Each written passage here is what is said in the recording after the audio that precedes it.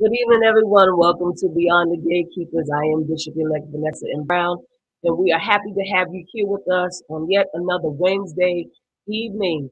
And so you know what I like for you all to do. Please let us know where you are watching from. Shout out your city and state so that we can shout you out. We welcome Facebook Live on the Beyond the Gatekeepers page. We welcome Facebook Live on Bishop Yvette A. Flunder's page. We welcome Twitter, and we welcome YouTube and Instagram and all of you that are here tonight for this conversation. I see you all are saying good evening. I see you, Jack Yates. Of course, we see Mother Lucky. We're going to always shout out Mother Lucky from City of Refuge, United Church of Christ in Oakland, California. We're so glad. I see you, so many. Deacon Ayana. And yes, Jack Yates, Las Vegas, Nevada, y'all is in the house. Richmond, California is in the house. Come on, West Coast, and represent. Dallas, Texas is here. Welcome. Good evening, Bishop-elect Sonia Williams. I see you all coming in the room. Do me one big favor.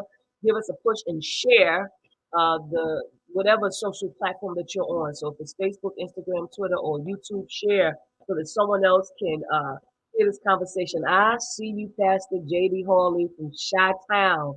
Chi-Town is here representing in the house. We're so excited to see all of you come in. I want to give you a few more minutes just to tell us where you're from. We're going to give you and share with somebody that you know should be a part of this conversation on tonight. We're so grateful for your presence again to have another topic tonight. Atlanta is here. You know, we can't be here without Atlanta. ATL is in the house. West Memphis, Arkansas is in the house tonight. So glad to see you here. Thank you for joining in on tonight. We are excited about this conversation, about our guest.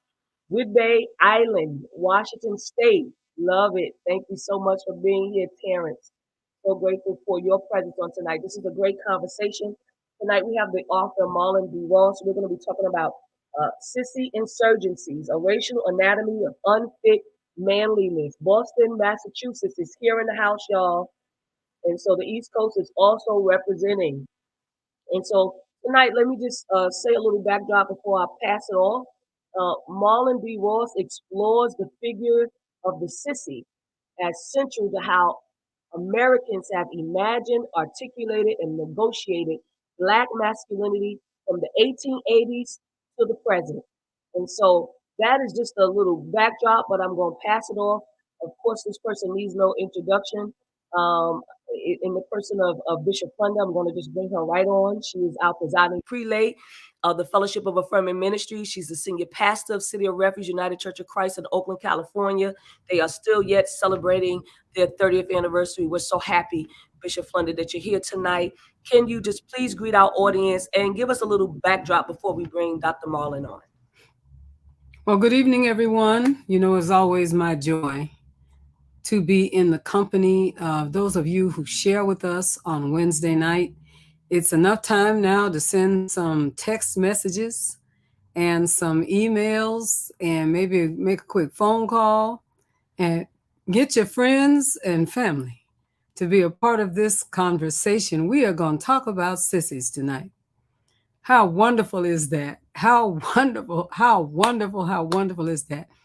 And particularly when we talk about the concepts and ideas of what that term has come to mean in and among folks in the United States and some parts across the world, but in particular in this country, and the way a group of people who have contributed in incredible ways to everything that I can think of in terms of the brilliance of the academy, in terms of the power in the pulpit, in terms of artistic, and in there's so much I could say about artistic contributions, but in terms of the ways that that term has been devalued and diminished, such as we have people who are hiding in the bushes, we have young boys who are often beaten by their male family members and female family members and called sissies.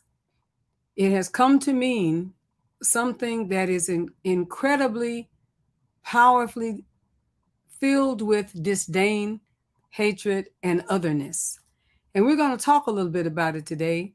I think it's important to talk today as people who are connected with religion and faith, because religion and faith has done some of this binary reality that exists among us. I have a lot more that I can say about this, but I am so grateful that we have a brother that has taken the time to analyze, to unpack, to do historical analysis, to have justice in justice concepts and ideas that we're going to touch on, and also lifting up in so many ways the damage done and what can possibly be an extraordinarily freeing conversation here tonight. So I want to encourage you, get ready to have your mind changed. Get ready to have your thoughts, not just about other people, but the person in the mirror, because it's time for us to grasp and embrace all that it is that our Creator so beautifully designed us to be. God bless you, and I am so glad that you're here tonight. Let's do this together. God bless. Thank you, great Bishop. We appreciate that.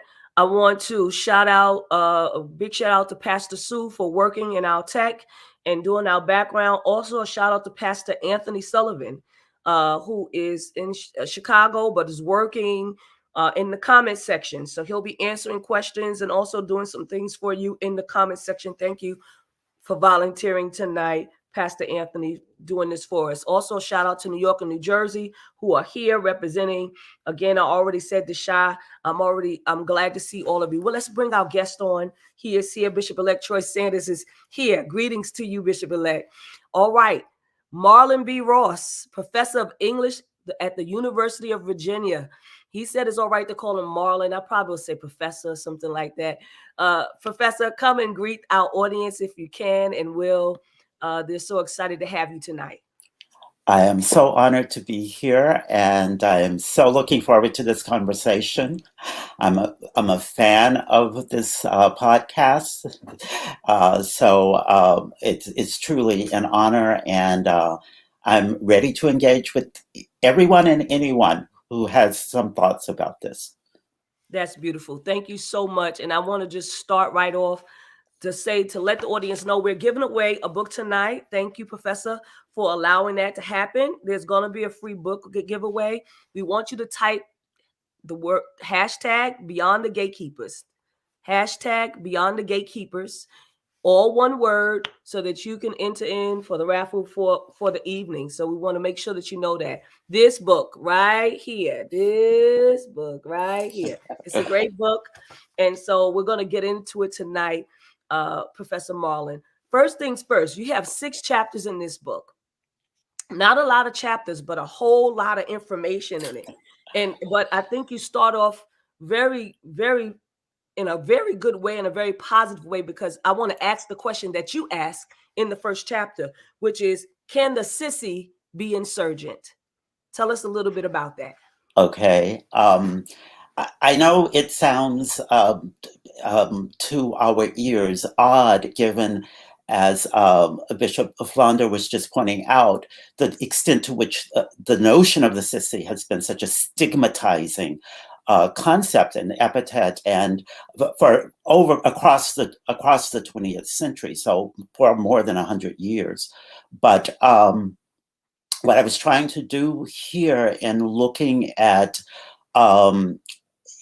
particular episodes, literature, institutions, is to think about the ways in which the sissy is, first of all, essential, is sort of a cornerstone of a whole range of venues and institutions, and also some ways in which, especially in African American culture, there's a kind of subtext or a minor strain in which the sissy is begrudgingly admired.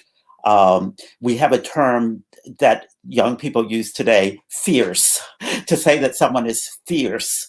The notion of the fierce sissy, the notion of the bad sissy on the street, where, of course, as an African-American vernacular, bad sometimes means good.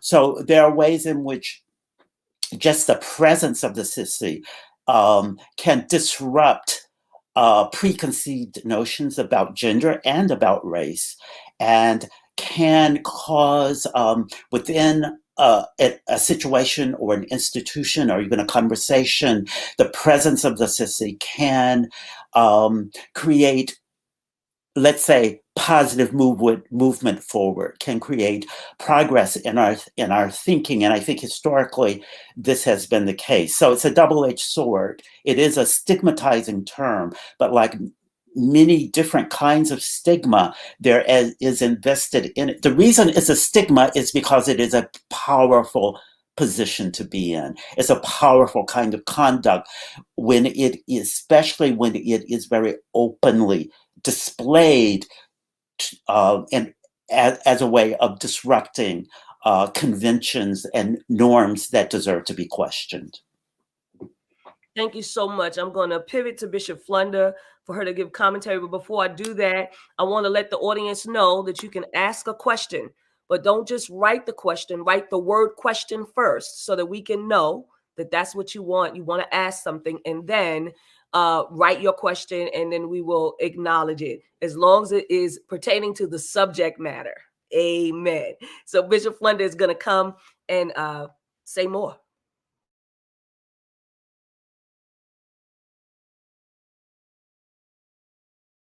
I shall be unmuted. There are a few things that came up for me. One of which sort of begins with the experiences that I've had on the continent of Africa. Not that that's where it is my genesis of conversations like this, but spending some time with the Wudabi tribe in the Jirwal festival that the Wudabi have every year. And actually, it's a festival of men who identify as heterosexual men. And they're making ready to choose a wife or be chosen by a wife. In their culture, It is about being chosen by a wife. Because I have interacted with the Wudabis on the continent of Africa and seen in some ways the men that prepare for this process. And if you've never seen them, look them up, the Wudabi tribe.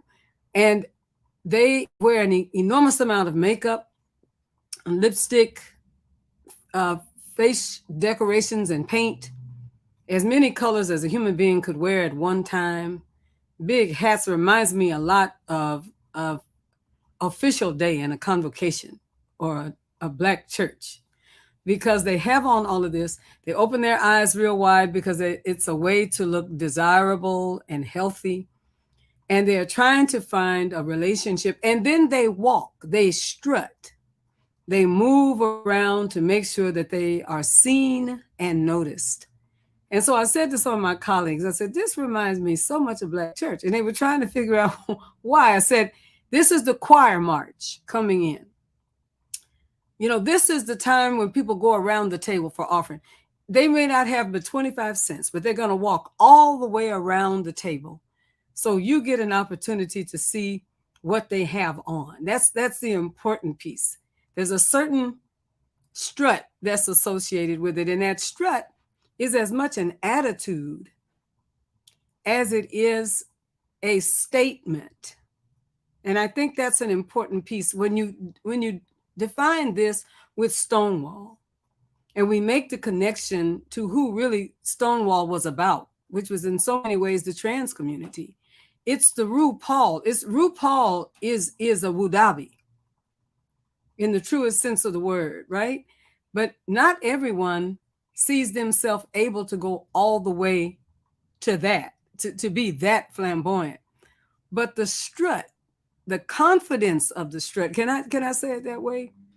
When you know you took your time to fabulous yourself and bring yourself, you intend for yourself to get as close to the front as you can. Maybe you've never seen this dynamic, but I know you all have.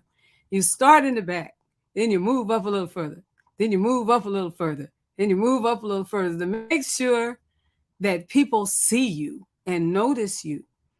There's a confidence. So this is the juxtaposition for me. On the one hand, this is a confident community in faith communities. On the other hand, this community or these groups of people who we may identify as sissies because we think we can see it, they are diminished by another group of people. But at the end of the day, you know what I found out in my many years of Black church is that they really don't care. Can I just kind of inject that? Because when you come out with a canary yellow suit, you have every intention of everybody seeing you, and you're not suffering from low self-esteem. And here's my hard question sometimes, Doc.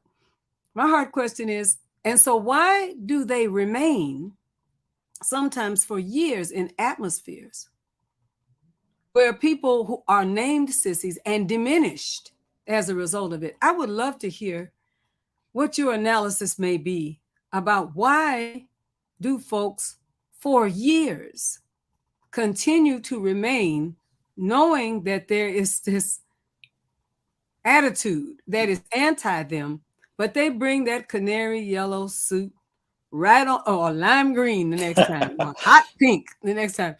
Talk to me. What do you really think? I think that it is very hard to abandon community. And of course, the church is the cornerstone of community for African Americans. It's hard to abandon community, sometimes even when individuals may be tossed out of their biological families. Mm-hmm. And that's the larger, more transcendent answer that I would have. But there is also a historical answer that has to do with the history of race and racism in this country, mm-hmm. segregation, and the ways in which African Americans have been, and still today to some extent, been excluded. There's this this push and shove relationship to those who who may be perceived as not belonging because of some sort of non-normative behavior within the community, and I should say push and pull. There's a collective understanding that if you really push someone too far, where are they going to go as an African American? Because we know it's very dangerous to go outside of African American communities into areas that are dominated by others. And so I think so, even though there's a push sometimes because people fear it, or at least pose as fearing those who seem to be gender non-conforming, because there's a fear of guilt by association sometimes. People will push. They want to push them. Don't get too close. Don't get too close. But at the same time, it's hard to push people too far, I think, within African American communities without understanding that there lies a great deal of danger. The other thing I would say, part of my argument in the book is that the sissy is everywhere. And I'm using the sissy as a shorthand. I'm taking the way that people have used it to sort of identify, especially individual boys and men who do not conform to gender in particular ways. My argument is that sissies are everywhere, not just within African American culture, but within society. And as you were talking about, the group in Africa, they exist all over. Sissies exist all over the world. I say we exist because I'm one too. We exist all over the world, and so it's a false notion that you can exterminate or purge or excommunicate sissies, because part of it is that the sissy is within ourselves. So part of that fear of the sissy is we're taught not to want to be that. And if all of us at some point feel the kinds of things that we are told sissies represent, we fear, we have fears, we feel vulnerable, we feel exposed, we want to be lavish and be flamboyant sometimes. Everyone has those feelings. And so men, especially boys and men, are taught in American society to push that down. And so part of pushing it down within the self becomes the displacement onto others that are perceived in that way. The last thing I'll say is I think that because of the history of race and racism, because of the way the African American church has been established even before enslavement and progressed till today, there's also a notion that we cannot afford to lose anyone's talent. The notion of talents, plural, is very important to African American culture and to African American religion, and that to lose someone's talents is to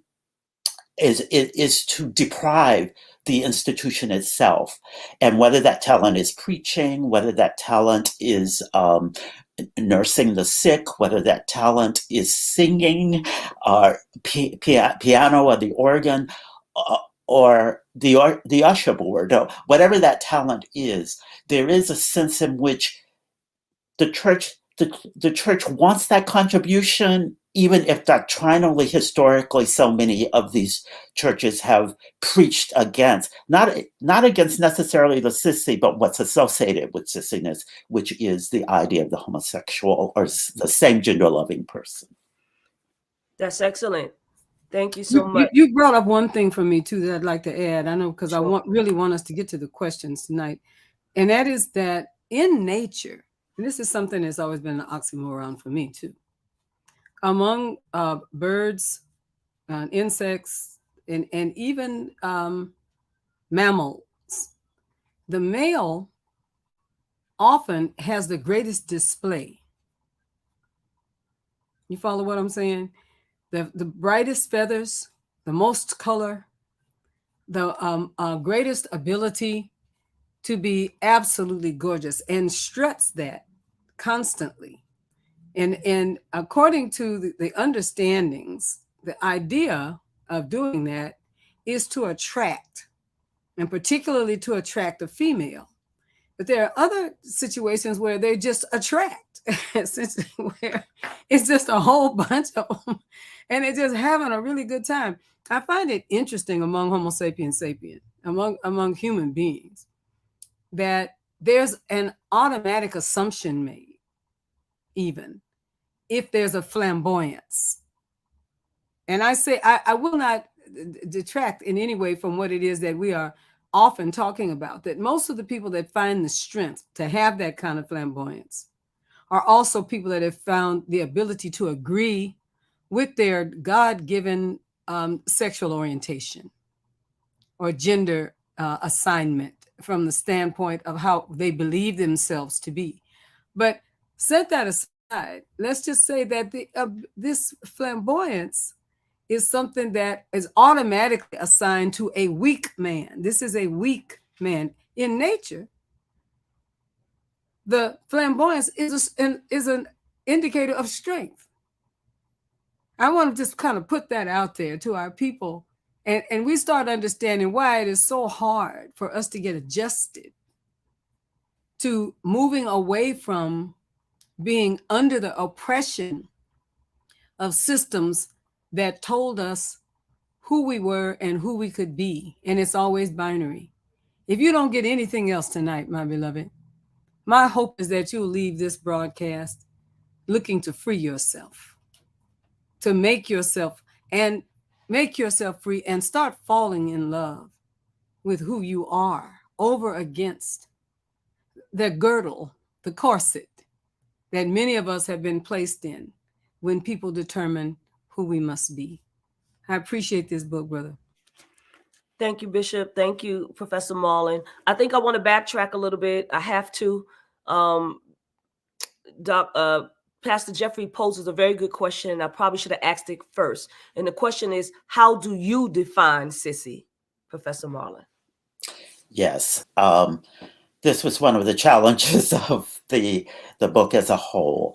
But I define it in, I take a variety of approaches. One is etymology, looking at the emergence of the word as it enters into the English vernacular.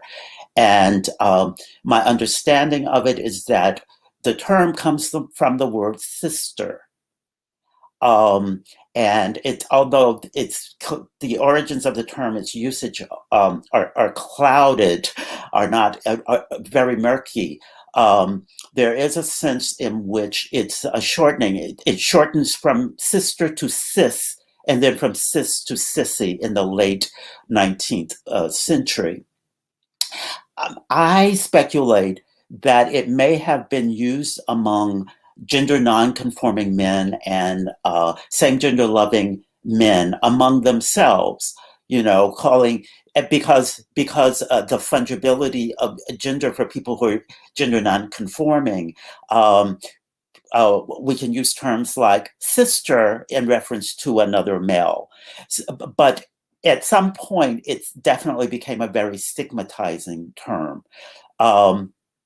And I also correlate in terms of etymology, I correlate it to a whole panoply of other terms that are used to stigmatize boys and men who who are perceived as not conforming, such as in the 19th century, pansy, Nelly, flamer.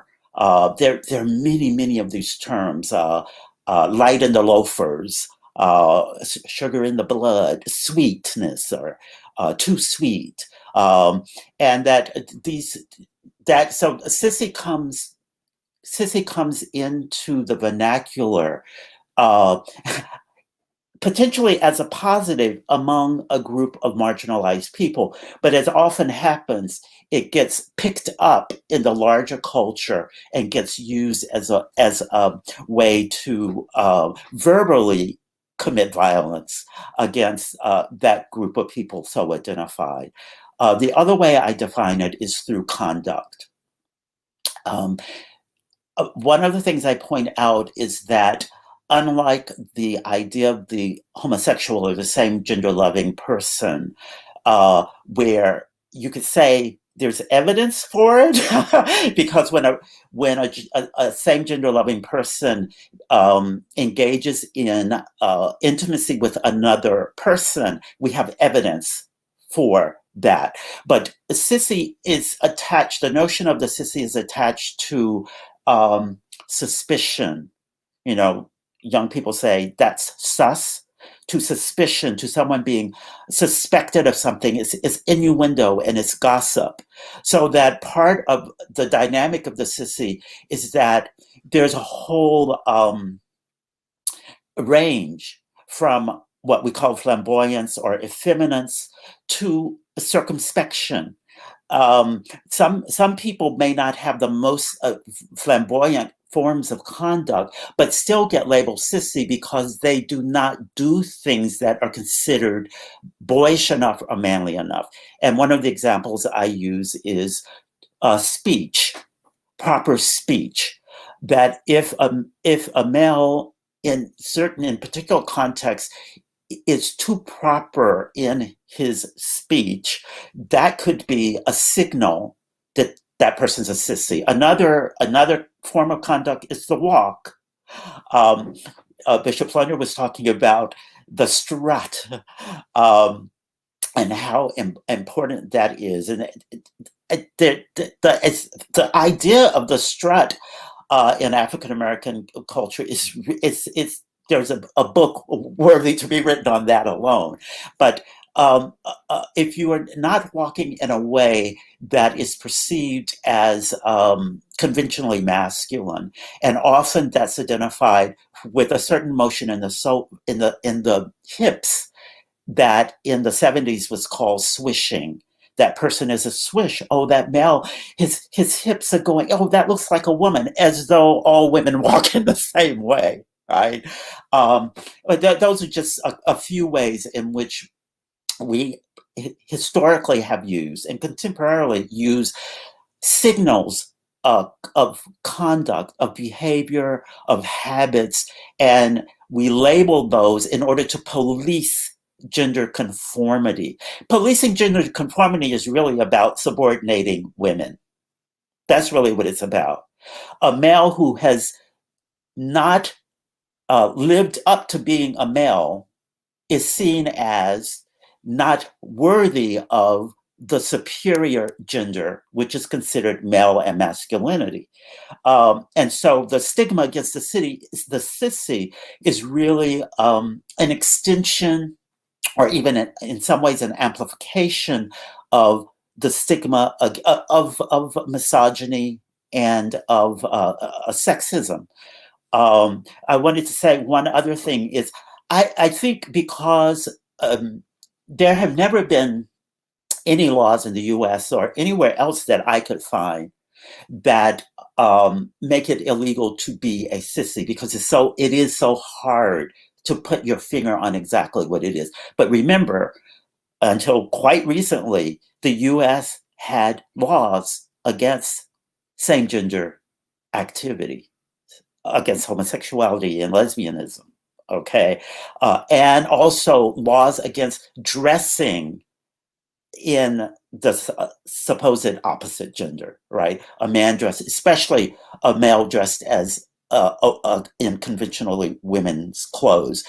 There were laws against that, but the reason there have been no laws against sissiness, even though the customary stigma has been so strong, is because it is so hard to legalize something that you cannot really put your finger on.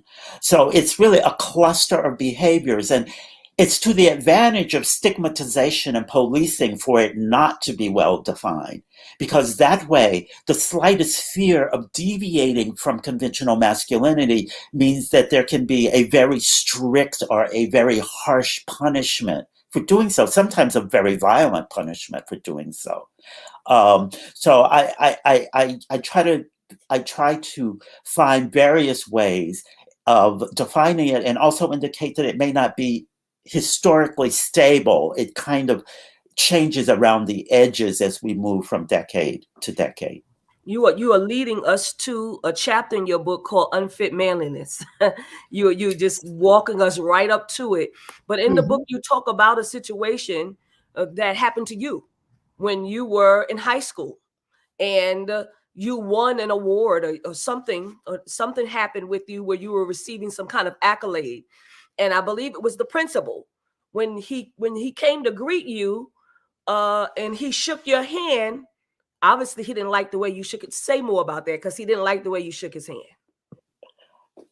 Yes, this was my last year in high school. I'm from a small a small town in South Texas, a very, very, very small rural town.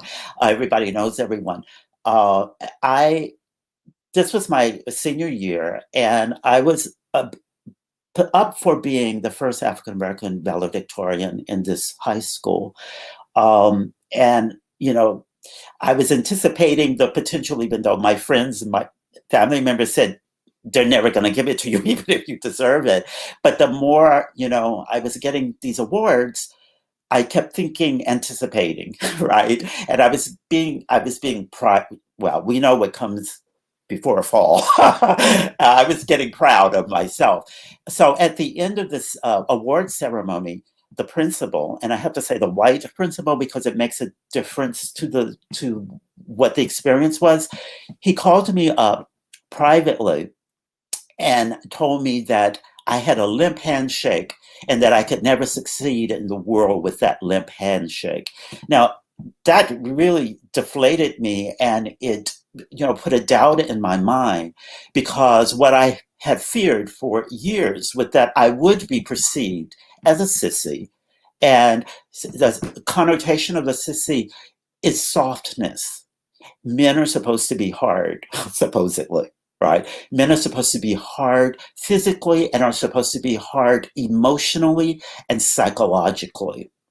You know, the idea of the soldier, the warrior, even the, you know, the bullying politician, which we are very familiar with, that hardness is a positive virtue. And so what he was telling me, and another idea connected to sissiness is cowardice, right? That softness is identified with cowardice. And that's one of the worst things you can call any person is, you know, you're a coward. So the limp handshake, his accusation of my limp handshake signaled to me that he might, you know, give me these honors, this performance of these honors, but he was calling me out in another way. And it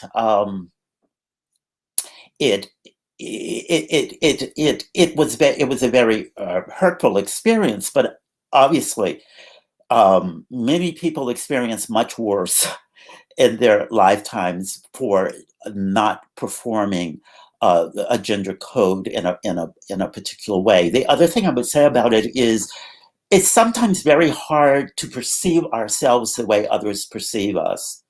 And this is ironically an advantage for the policing of gender conformity, because we're always second guessing ourselves so as not to be perceived as a threat and not to have verbal or physical violence perpetrated upon us. We're always second guessing ourselves and correcting ourselves in order to perform gender in the what's perceived as the correct way. So that just made me more self-conscious. Not that I hadn't been self-conscious before, but to be publicly called out in that way was particularly emotionally hurtful. And I remembered I wanted to start the book with that anecdote because I think it signifies the way enforcement is conducted institutionally, right? That wasn't just a person-to-person exchange. He was the principal, the highest person in authority within the institution, who was belatedly enforcing this this behavior on me, correcting my behavior. And so I thought it would be illuminating to use that anecdote. Thank you for that so much, Professor. Want to just tell the people you're watching Beyond the Gatekeepers. This is Professor Marlon Ross. We're discussing his book, Sissy Insurgencies. Please go purchase the book. You can get it at Amazon. I know Bishop Flunder is hanging on the thread. She got stuff she want to say. So, Bishop Flunder, I turn it over to you. Just something that I wanted to say as our questions are coming forward from our folks.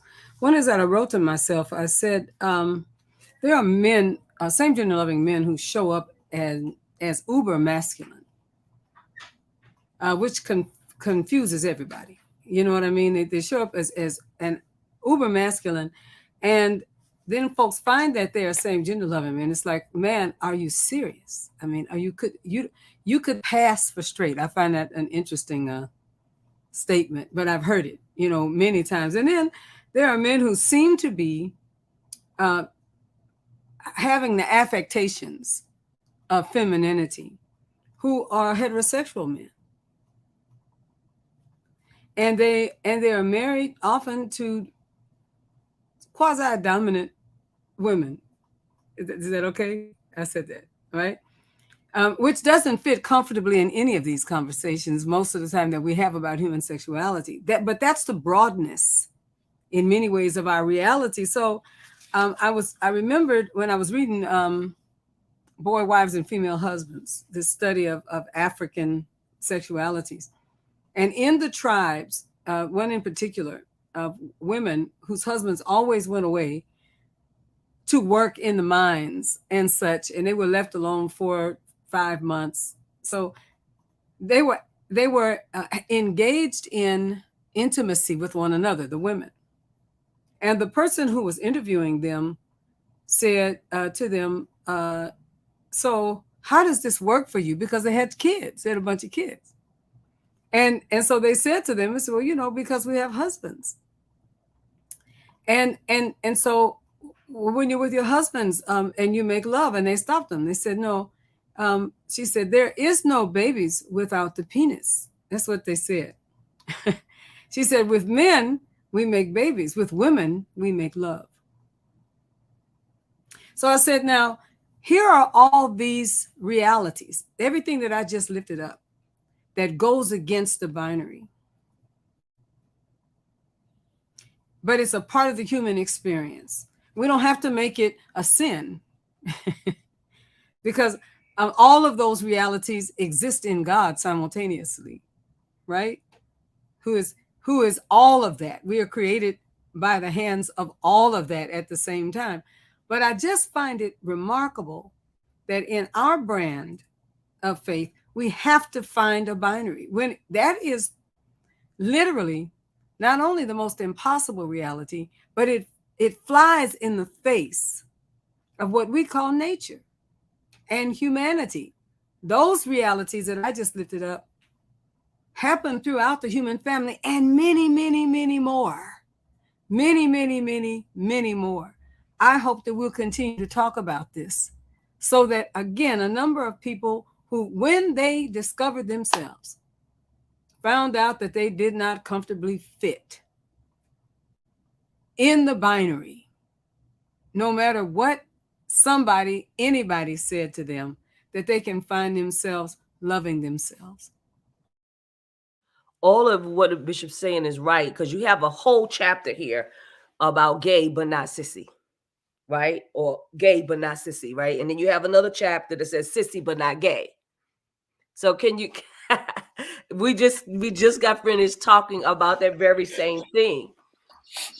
Go ahead, Professor. Yes. Well,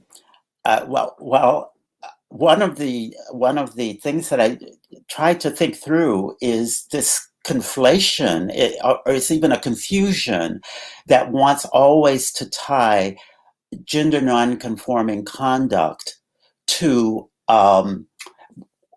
let's say, deviant sexuality, that is, to nonconforming sexuality. And it's very convenient because, again, it facilitates enforcement, policing, penalizing. Because if you say anyone who, let's say, any boy who behaves in a soft way is a prelude to homosexuality, same gender activity, then we can prevent it, we can catch it, and it's a deliberate confusion, if I could call it that, in terms of the systems of power that desire the binary. Because I'll say this, and then I'll come back to not gay but not sissy, and sissy but not gay, because the power of the binary, and one of the places I learned this most effectively is James Baldwin. The power of the binary is it intensifies and amplifies in many different directions at once. We have white over black. We have male over female. We have homosexual or same gender loving over other gender loving. We have cis over trans. We have rich over poor. We have multiple binaries, and to insist that in nature and in the divine order there is a binary, and that these binaries are the most important values to uphold, is really a way through the back door to uphold systems of power within the larger society. So the sissy behavior, policing sissy behavior, may seem like a small, a minor thing, but it's connected to these larger systems of power, control, punishment, that operate to prevent us from questioning the power and the falsity of the binary. So I wanted to divorce, to some extent, gender nonconformity from sexual orientation nonconformity. Because just in my social reality, they're not always equal. There are men who are what has been called soft, who, for all that we know, are heterosexual, and there are homosexual men who are hard, as the term is used, or who display one could say sometimes hypermasculine behavior. Gender, sexuality, they are so. They are, the word I keep using is fungible. They're not. Behavior is very variable within an individual and within a group. Behavior is always variable, right? And the threat of variability is the fear of the variable is what operates to try to try to equate gender nonconformity with a predilection for homosexuality. But if we look globally, or we look historically, Bishop Flunder was talking about these incredible displays of makeup and dress. That I'm forgetting the name of the group, that you can see, and people will be confused because they'll think, wow, they're so effeminate, but in their culture that would be considered masculine.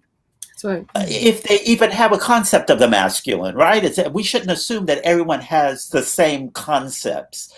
Historically, if you look even at Renaissance, at early modern England, look at the way Henry VIII dressed, very flamboyant clothing, because flamboyant clothing at that point was Yep. a marker of class, of rank, as well as gender. So it's a changeable quality. But what we get in the modern period in the U.S. is for reasons of the economy, for reasons of the assertion of power, an attempt to enforce very strict gender controls. When the Europeans first came to the so-called New World, they met hundreds of thousands of Native Americans who had very different ways of thinking about gender. Right. So we could also think of it in terms of empire, that one of the ways the Europeans effectively committed genocide and other sins against Native peoples was to say, your gender behavior is out of order. You do not have proper gender conduct. And so we are justified in taking this land away from you. I mean, that was the sort of thinking that went into those conquests. So gender performativity, gender conformity has been exploited in a variety of ways to make people feel that the slightest behavior beyond the norm is deserving of some sort of punishment. Did I answer your question actually about Gatekeepers? No, you absolutely did. I think it brings us to, even when we talk about same gender loving relationships, particularly with men, and how they negotiate who they're going to date. You know what I mean? If the person is a top or a bottom, you know what I mean? Or if the person is, what not the word I don't want to use the word sissy, even though I can. But if the person is, like a bottom, or, negotiating, even masculinity in relationships, this all bears down on all of those things. I see you, Pastor Kevin Edward Taylor, here tonight. And so I want you to say a little bit more about that, Professor Ross. Yes. The notion of masculine and feminine as attributes that can only be expressed accordingly by men and women is a very effective concept for subordinating women. And so the femme male, I'll come to homosexuality in a moment, but in a larger culture, the femme male is punished because he's behaving too much like a woman. And that is seen. It's funny how an individual's minor behavior can be seen as a threat to a whole system.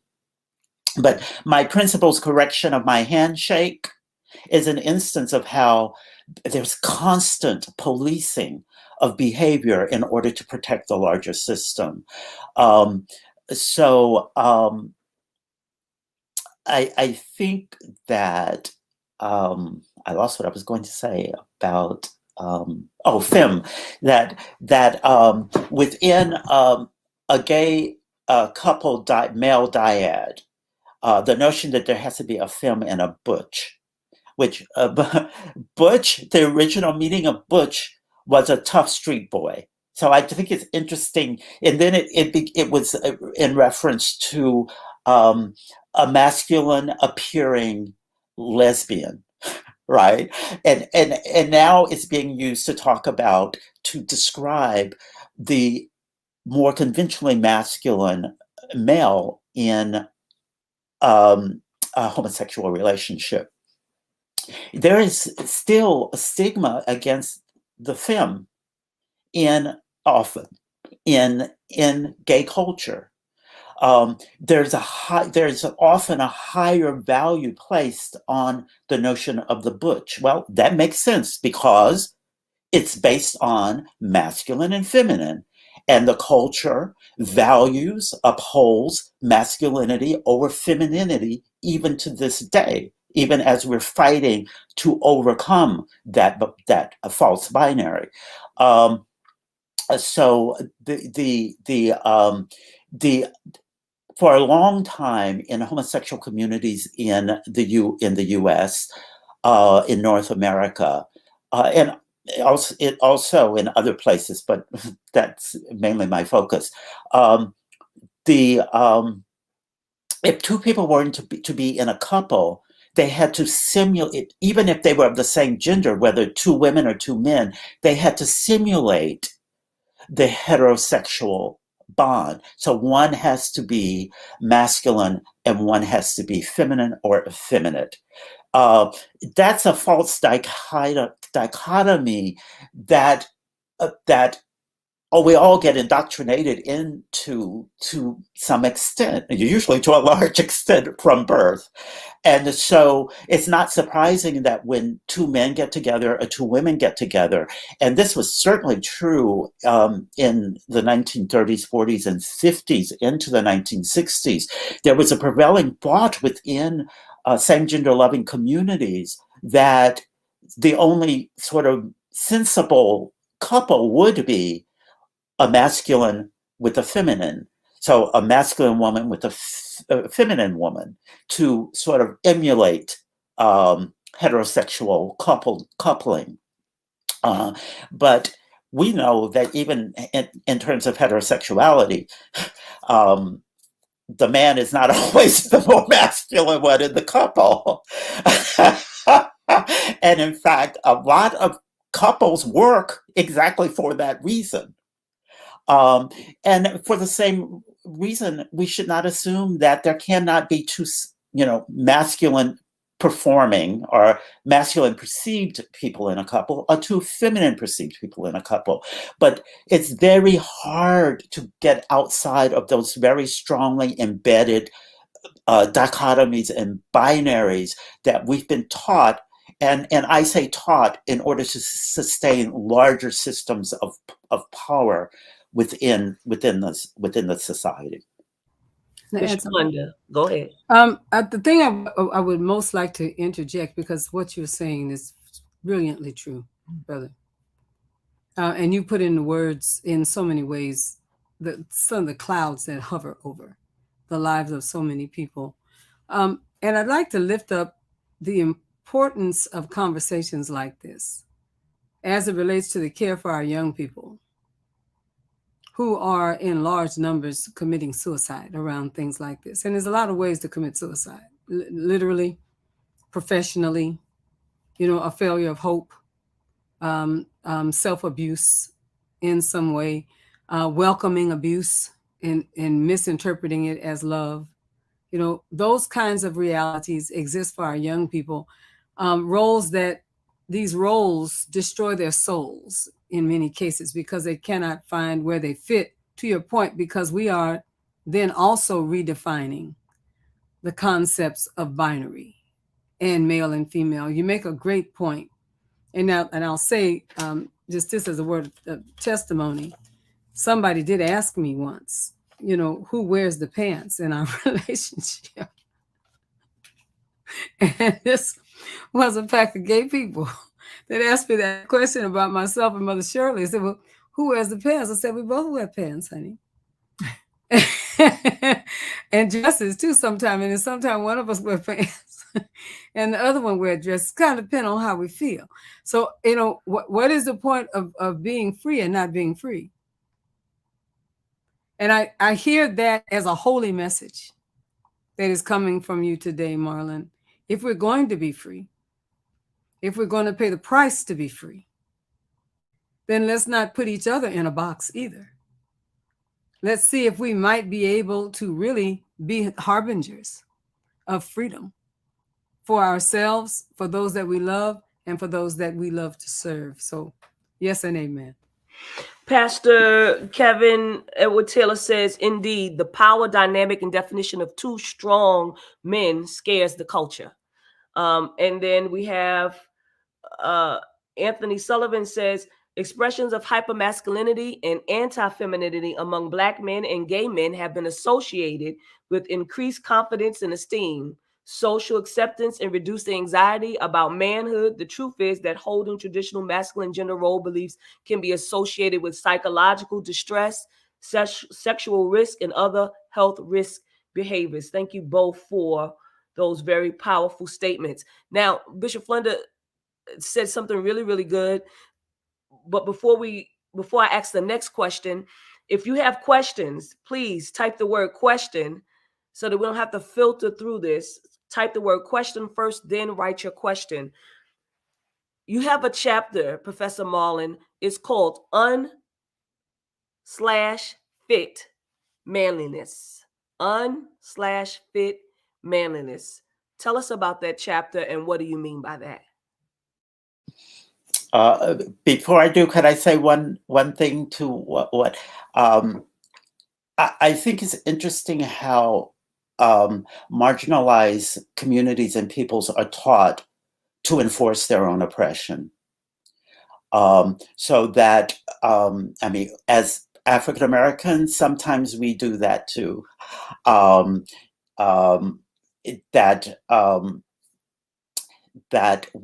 That it becomes, we begin to police ourselves and therefore to imprison ourselves in these categories because it makes us feel more comfortable that we're so not outside the norm.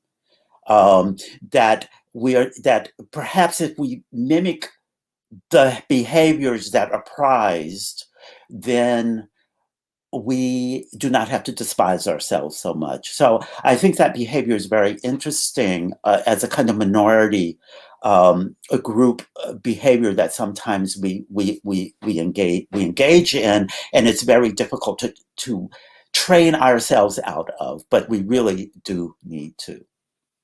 I wanted to use the press does not like slashes in words because I wanted to use the slash actually in the subtitle of the book but unmanly behavior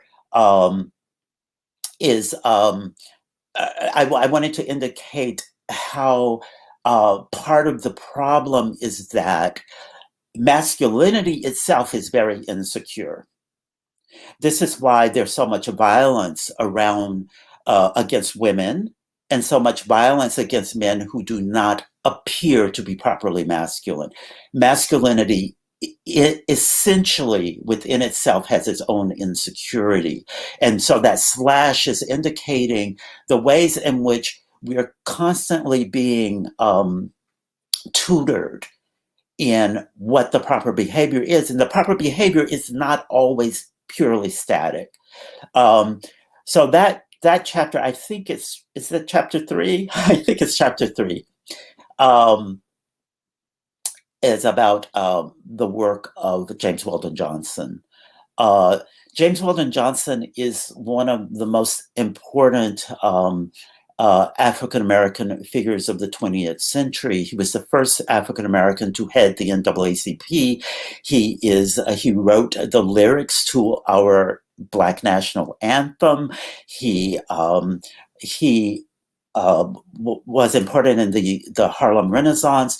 He's a very important figure, and he wrote a novel called The Autobiography of an Ex-Colored Man, which was published in 1912, originally, then republished in 1927 during the Harlem Renaissance.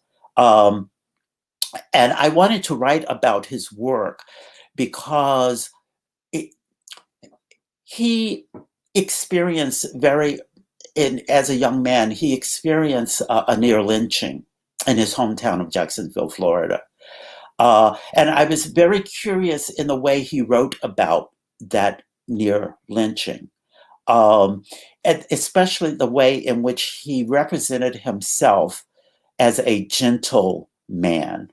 Now, he was a gentleman, one word for sure, in all the connotations of that. But even more profoundly, he was a gentle man. He was one of the first African American diplomats working for the State Department in Central America. Um, and so, part of his job as a representative of the race was that he had to, in an age of increasing violence and lynching and Jim Crow, he had to figure out how to use his gender resources in order to speak on behalf of the race, in order to represent the race. So what intrigued me about him is that he constantly represented in himself, in his writing and in his public posture, the soft attributes of his manliness. Um, and when he writes about it, when he writes about his experiences, both well in his in his actual autobiography, as well as in the novel that he published, which is about a gentle man who can pass for white, he's exploring the relationship between color and masculinity, the relationship between race and masculinity, and the relationship between violence and violation and the perception of the masculine. It was something that fascinated him, and not many people had some people had picked up on it, but not many people had written, aggressively about it. So I wanted to explore that as an example of what I call a gentle manhood leadership. I think there's a whole a series of African American leaders who represented themselves in gentle ways in terms of their gender comportment, as a way of negotiating with the white power structure on behalf of the race. And I think he's one of the best examples of that. On the one hand, we have someone like James Baldwin, who became a spokesperson for the civil rights movement, but James Baldwin was already known to be a homosexual, even though he was attacked, especially in the 60s and 70s, for not only for being homosexual, but for being soft. But we have people before that, and we have people after that. And I just want to give one more example here, which, I want to be careful how I put this. The Dr. Reverend Martin Luther King Jr. Was also attacked for not being manly enough. They were not accusing him of homosexuality. And this is another case where it's helpful to separate, at least temporarily, gender nonconforming conduct from homosexuality. But when Malcolm X accuses Reverend King of putting women and children on the front line where only men should be, he's effectively calling Reverend King a sissy. And I analyze King's response to that charge, and it's very difficult for him to respond to it in the moment of 1963, because it is very difficult to fight the charge of being publicly called out as a sissy. You could say, well, yeah, I'm a sissy, but most men have not responded in that way. There are two problems here. One is that the assumption that, first of all, the notion that the civil rights movement was a war, okay, or should be fought like a war, is problematic, especially given the nonviolence of the movement.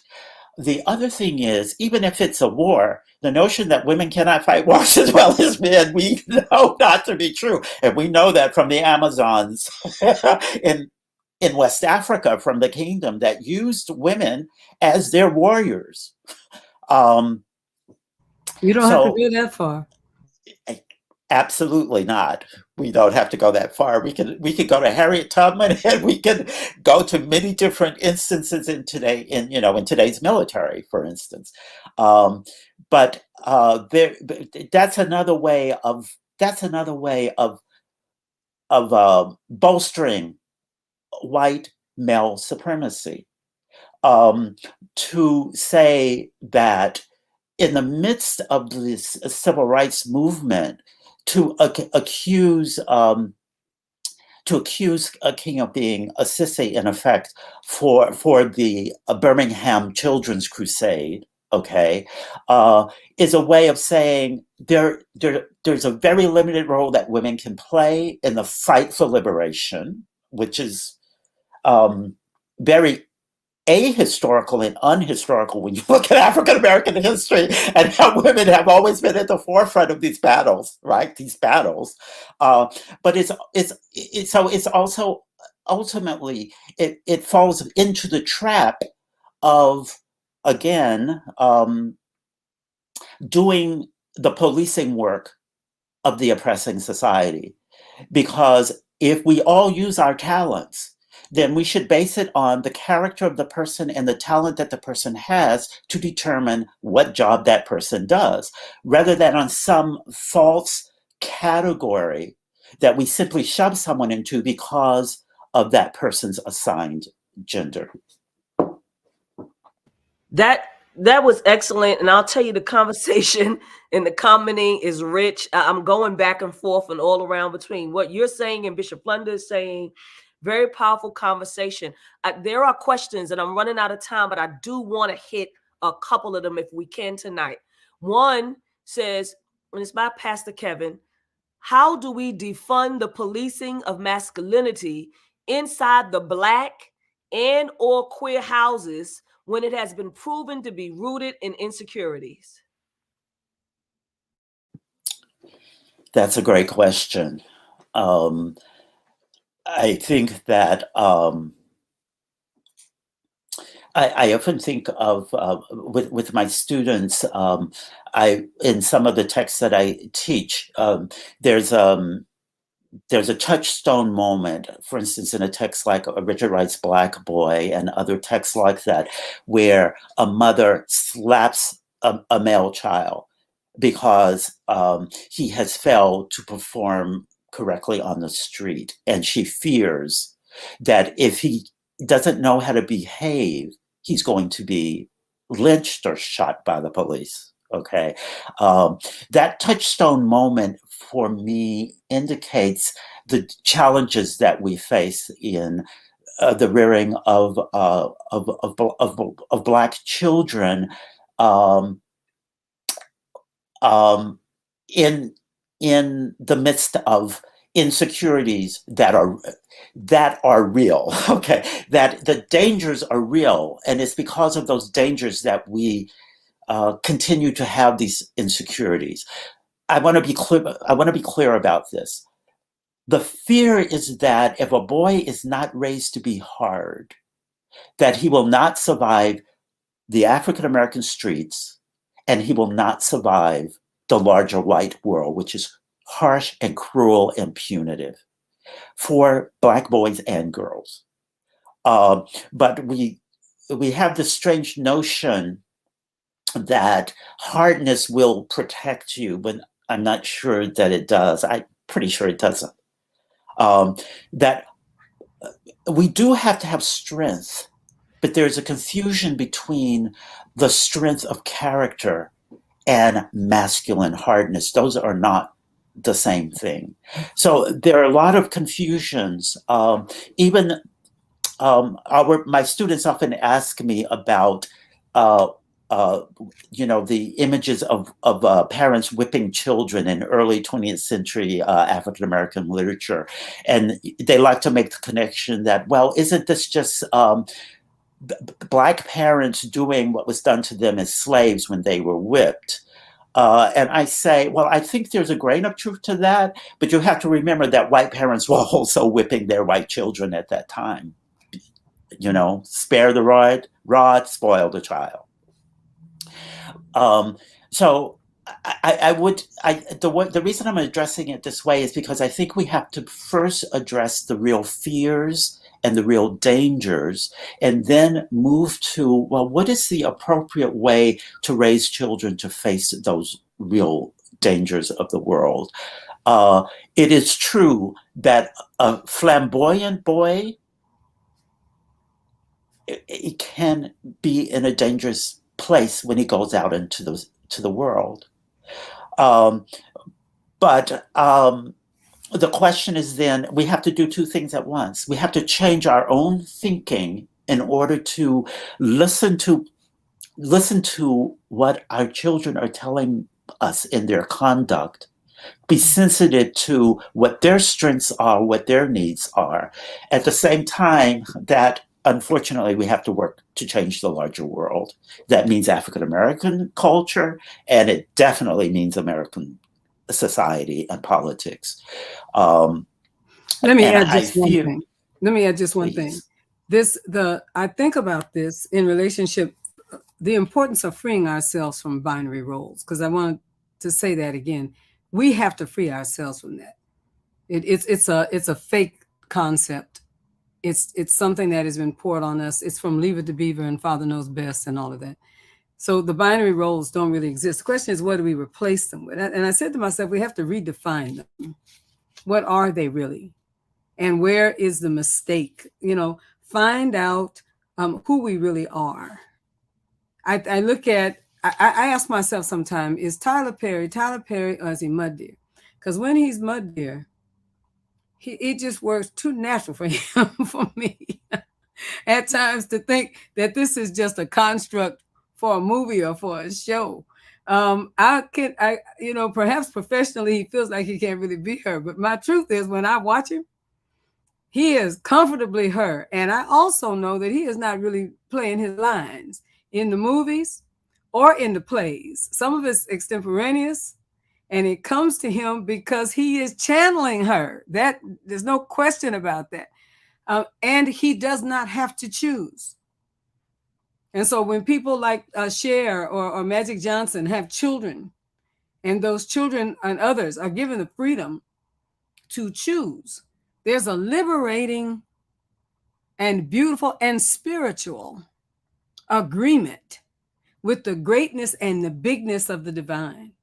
The divine cannot be reduced to this weak binary. We cannot continue to do that. That's totally unrealistic. Look at creation. It's unrealistic to even try to do it. And it does destroy people's self-value, self-worth, and it narrows down, which is the other part of this, the possibility of how you will succeed in life. What kind of job you'll get, what kind of school you'll get, what kind of mate you'll get. It narrows it down. So what we have to do is create a world that, like a flower, opens it back up. We have to celebrate the both and as versus the either or. We have to want to do that. And I think we have to add faith to that. And I'll go back again and say, that is not God. God was he all of my life. He, God, he. And he was constantly pissed off, very sensitive. You could anger him, and he was like an angry father on a Friday night that was drunk and would beat the hell out of you. And you had to put up with it because he was your provider and he was your covering. How about that? You remember that? Was your covering, that you had to put up with that. Shifting our theology, and I hope you all hear me tonight, shifting our theology from what it once was will free us in many ways to see the bigness and broadness and wideness of God and good. And then we will see the bigness and broadness and wideness of the designer's originals that we are, created by the hands of a God that knows us and loves us. Thank you, Marlon. Thank you, Bishop. I'm going to try this one more. Bishop-elect Sonia Williams says, do you believe a heterosexual's male attraction to the feminine essence of the sissy is what invokes him to act violent towards him? It's a very fascinating question. I think, if gender is a false binary, a false box that we're put into, so is sexuality. Um, I'm not saying that there are not people who are genuinely attracted to the same gender or to the other gender, right? I'm not saying that, but I'm saying it's not as fixed as we like to claim. Um, people are very complex beings, very diverse within themselves, and yes, I think that there are there tends to be a binary reaction to the spotting of a sissy or a boy or man who displays supposed feminine characteristics. The binary and the binary tends to be either violence of some kind or attraction, but the attraction, because it is so stigmatized in itself, can sometimes end in another form of violence, which is sometimes rape. And this is another topic that's not talked about very much. That there's a high percentage of boys and men who are raped by other men who identify as heterosexual. So I think that when we decouple the binary, when we deflate and explode really the binary, then we can begin to deal with these questions of psychological health related to gender conformity. It is very it's very difficult, and it's very challenging to repress things that are part of God-given nature. It's very hard to repress, and unless those things are detrimental to oneself or to someone else, why are we repressing them? We're repressing them because there is a very a society very much bent on the status quo. And I think in this moment, this historical moment, with all of these laws being passed, these anti-LGBTQ laws, these anti-critical race theory laws, we're in a moment of backlash. And so we have to be very cognizant of how these categories work on us and within us to try to be insurgent against them. If we let it happen, and I just want to, that would be my amen. If we let it happen, there's no possible way that this last gasp of control for women, for women's bodies, for same gender loving people, for people of color, which it suggests that the vestiges of slavery, chattel slavery in particular, the vestiges of racism, the vestiges of unfeigned masculinity is breathing out its last and is desperate now to hold on to it. And it's not going to work. Let me just give you a flunderism on this, because you got to make these folks do it, and I can tell you that there is no law in the land that's going to make it happen. It's just simply not going to happen. But it is the last breath of this. I believe with all my heart, on the other side of this will come the strength that you have identified so beautifully in your book. We will find ourselves, and we will find our divine nature, and we will grasp it, and we will hold on to it and free ourselves, because only free people can free people. I hope the people are hearing you tonight, Brother Marlon. I think they all, Bishop, at least those that are here in this chat, they are with it. So one more question. It says, how does this come into comparison to the house culture in the Black gay community in the documentary Paris is Burning? Boy, there's a raging debate about some of the categories in house and ball culture that seem to simulate the most trite stereotypes of gender. But I think it's very complicated. I think that we're dealing with people who frequently are at the very bottom and ostracized and are making ways to value themselves. And I tend to walk very carefully and very cautiously, especially when I'm not a member of that community, in saying, well, that's wrong. What I try to understand is why and how it's working.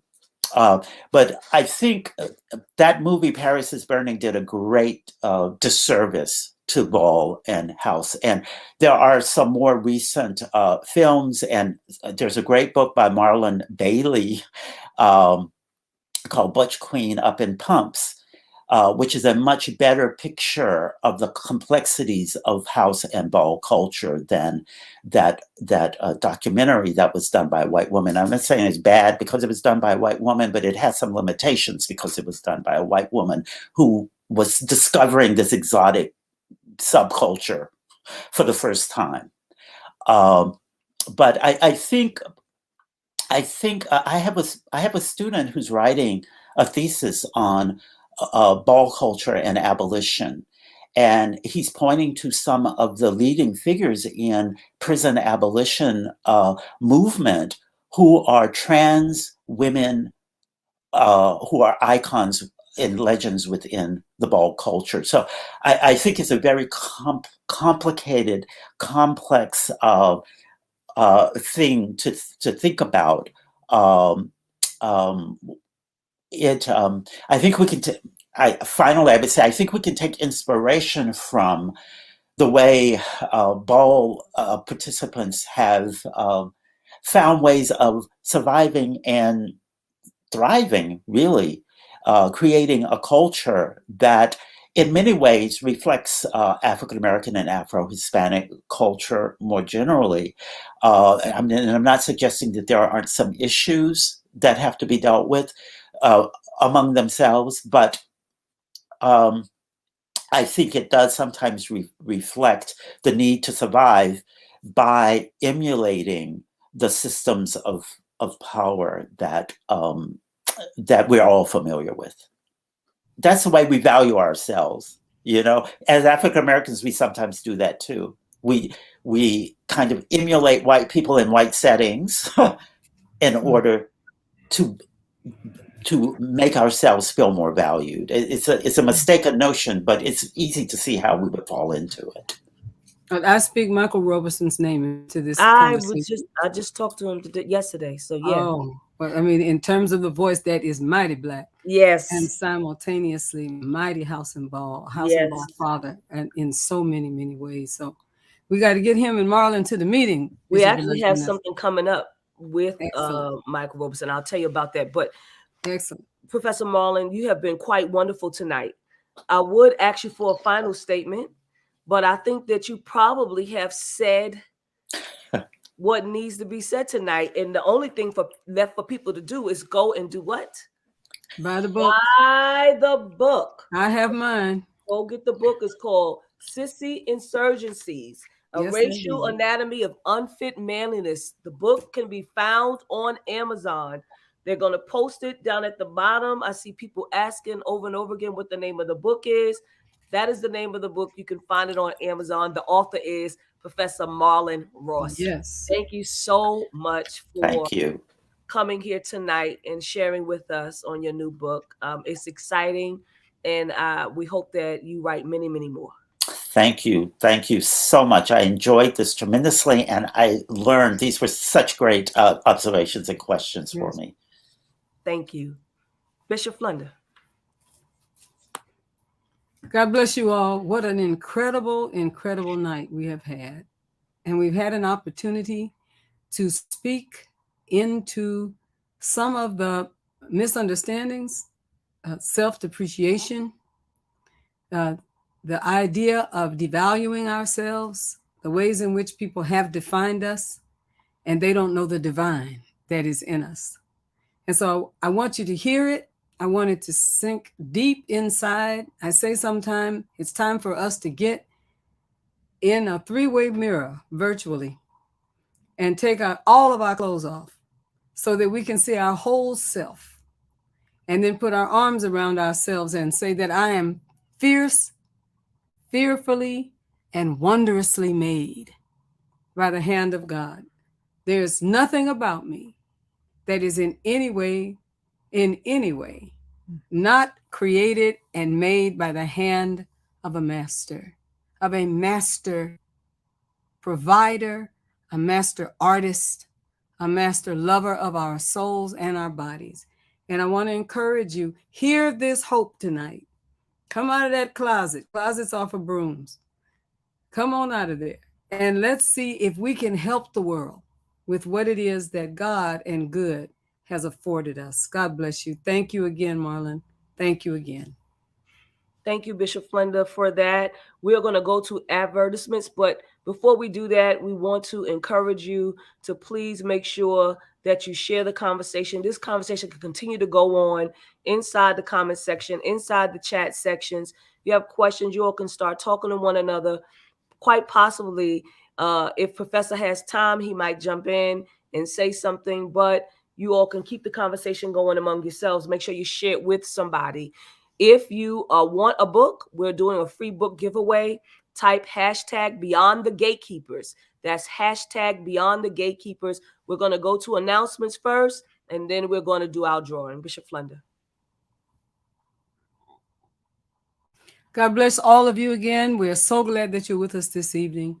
And we want to encourage you to begin and continue to support our broadcasts by sending a donation via Cash App, $, TFAM, TFAM, annual, ANNUAL. We want to encourage you to do it, and also to give by PayPal, www.paypal.me/TFAM Justice. I know you're enjoying this, and I do know that it is helping you and strengthening you. I know I call them the COVID riders. We have had some incredible people in the last 2 years or so joining us on Beyond the Gatekeepers. I know you've been blessed. Help us to grow and expand. Help us to move this opportunity even beyond the platforms that we use, because I believe that the world needs it. Support us. That's an incredibly important part of this. Thank you again so very much. Let me also share with you, and to share with our brother Marlon tonight, that July 12 through 16, the Fellowship of Affirming Ministries will be in our TFAM Leadership Conference, and we are going to the Arizona Biltmore Hotel Resort. Beautiful Frank Lloyd Wright property in Phoenix, Arizona. We have so many things planned for you, but I want you to make your reservations. Reservations are now possible. And I want to encourage you, there's an early registration, there's a regular registration, and there's an on-site registration. We would love for everyone to get in for this $100 early registration. So many things are planned for this week. So many tracks, so many ways to have conversation. Then there are some opportunities for us to have some recreation in the evenings. We are definitely good at pool parties, I have to tell you. I want to encourage you. If you are a bishop or a theologian and you want to join us in the early part of the week, we're going to also have on late Sunday and Monday what we call the tent of meeting, where we're going to come together and spend some time talking about the will of the divine for us in the movement. I want to encourage you again, save the date. I expect this to be among the greatest movement meetings that we have had possibly in the history of TFAM. because this one is a change maker. Arizona Biltmore Resort Hotel, Phoenix, Arizona. Make sure you save July 12 through 16. God bless you.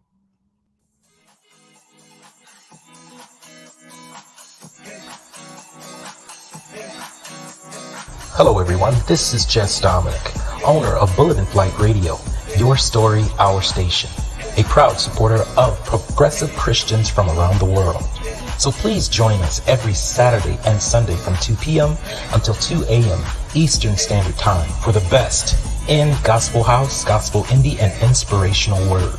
And if you're looking to submit your music or sermons, please send us an MP3 and artist pick to bulletinflightpros@gmail.com. All submissions are free. Thank you for tuning in, and God bless.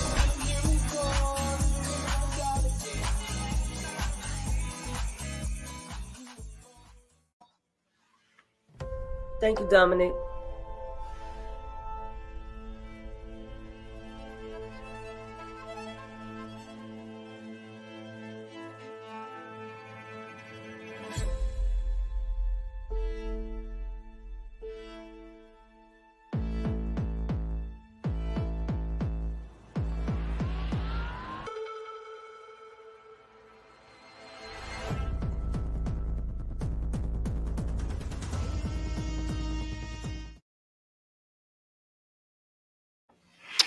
Want you all to make sure that you check out IGC, Interconnected Justice Connection. That's Bishop Joseph Tolton and the work that he's doing. They have an event, and you can find that information on their website. Tonight, Antonio Mattier, lifestyle realtor, says donate to your church. Give to your church while accomplishing your goal of home ownership. Lifestyle Global Properties will donate 10% of the commission earned from your real estate transaction to your choice of COR, which stands for City of Refuge, or TFAM, which is the Fellowship of Affirming Ministries, in your name when you utilize our brokerage to purchase or sell a property, residential or commercial, in California or Georgia. If you want more information, please contact Antonio. Go to the website, Lifestyle Realtor, Lifestyle Properties. TNT Tuesdays, Tuesday Night Talks, Rim Fellowship United Church of Christ.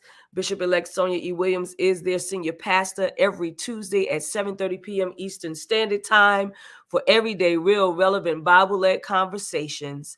If you want to be a part of that, if you want to know more about the ministry, please visit their website at www.rimatlanta.org. They can be found on Facebook. They can be found on Instagram. They can be found on YouTube at Rim Fellowship UCC. Thank you for your support.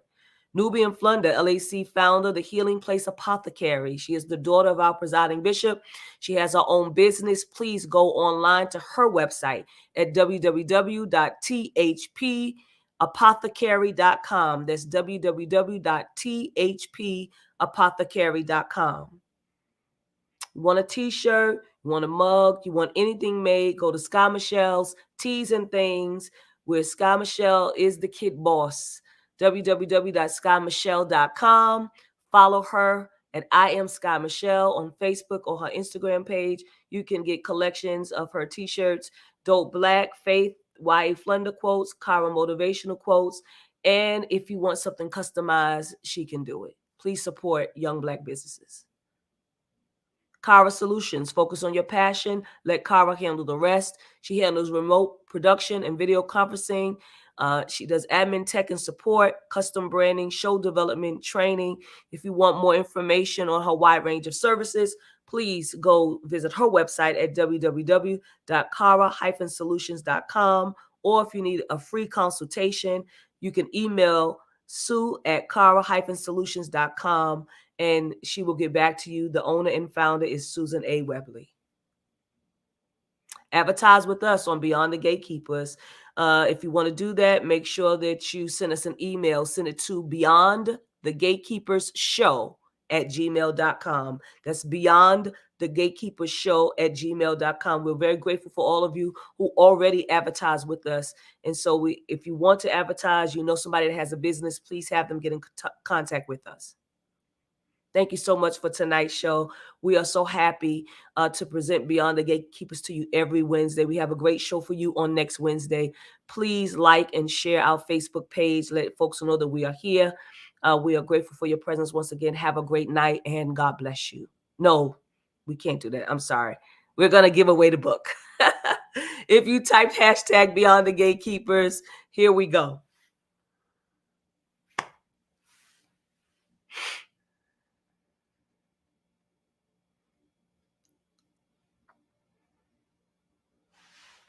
Our winner tonight is D. Paul McZeal.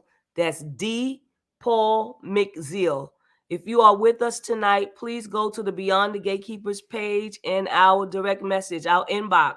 Make sure that you give us your name, your full name and address so that we can mail the book to you. Again, make sure you give us your full name and address so that we can mail the book to you. Congratulations to you. Again, have a wonderful night and God bless you.